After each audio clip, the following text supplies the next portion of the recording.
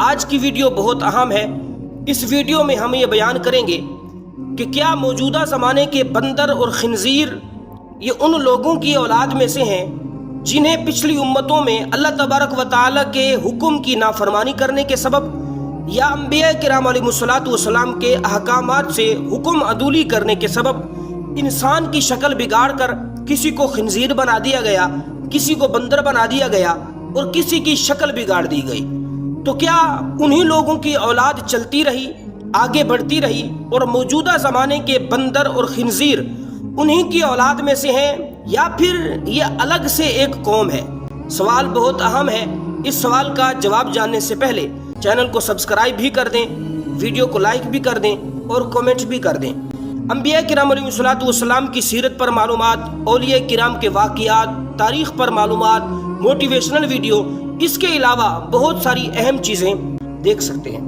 تو آئیے ویڈیو کو شروع کرتے ہیں، سوال کا جواب جانتے ہیں کہ موجودہ زمانے کے بندر انہی لوگوں کی اولاد ہیں یا پھر الگ سے ایک قوم ہے؟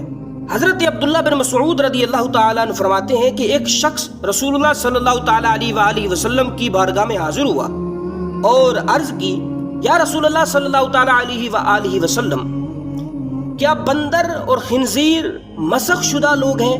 رسول اللہ صلی اللہ تعالیٰ علیہ وآلہ وسلم نے ارشاد فرمایا، اللہ تعالیٰ نے کسی قوم کو ہلاک کر کے یا کسی قوم کو عذاب دے کر ان کی نسل نہیں چلائی، اور بندر اور خنزیر تو ان سے پہلے بھی ہوتے تھے، لہٰذا موجودہ بندر اس قوم کی اولاد میں سے نہیں ہے کیونکہ وہ تو فنا کر دی گئی تھی۔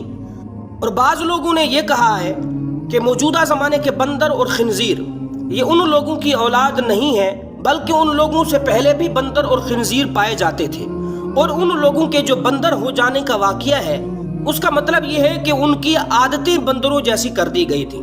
تو یہ تعویل غلط ہے، باطل ہے۔ کیوں؟ اس کی وجہ یہ ہے کہ وہ لوگ ایسے تھے کہ جن کی عادتیں پہلے ہی بندروں اور خنزیروں جیسی تھیں۔ ان کے اندر گھٹیا پن پایا جانا، لالچ پایا جانا، ہرس پایا جانا، یہ پہلے سے اوصاف ان کے اندر موجود تھے۔